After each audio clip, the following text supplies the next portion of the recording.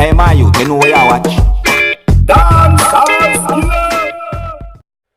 It could never be the intention of government to in any way stifle the culture which is necessary for the development of our people. We hear the cries of the entertainment community. We hear the cries of the dancehall community. We hear the cries of the artists, the entertainers, the sound system operators. We hear. But as the society evolves, as the society grows and develops, we must find a consensus on order. Order is the basis on which everyone can grow, and not just grow, but thrive.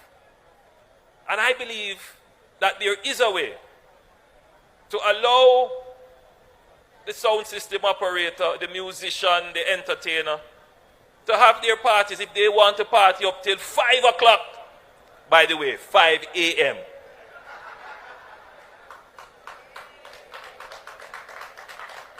Then, so let it be. It's an industry.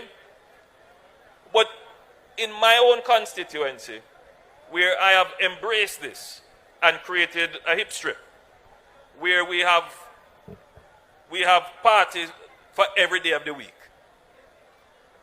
I still have to deal with the nurse who comes to me and says, listen, I work at KPH and I cannot sleep. It is the reality. And as the leader of the government at this point in time, we cannot just make decisions by virtue of who has the loudest voice and the most influential advocates. We have to make decisions that are fair and respectful of the rights of all citizens. Minister Grange can tell you that 2 years ago, I said to her, we need to establish special entertainment zones, and we need to make the investments in these zones, call them creative oases, where people can go and party from sunrise to sunset to sunrise again, where they have all the provisions necessary for security, for parking, proper stage, because we need to embrace it. Because that is the only way we're going to ensure that the culture does not cave in on itself. Viewers and subscribers, the man that I just see a while ago talking is Jamaica's Prime Minister, which is known as Andrew Holness.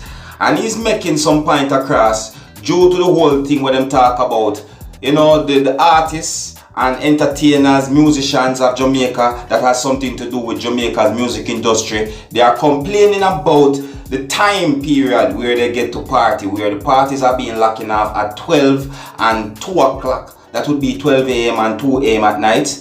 And with what Mr. Andrew Holness says, he's considering of making special party zones, zones where people can go and party, 24/7s basically, to what he says. That is what I get from what he's saying, you see me?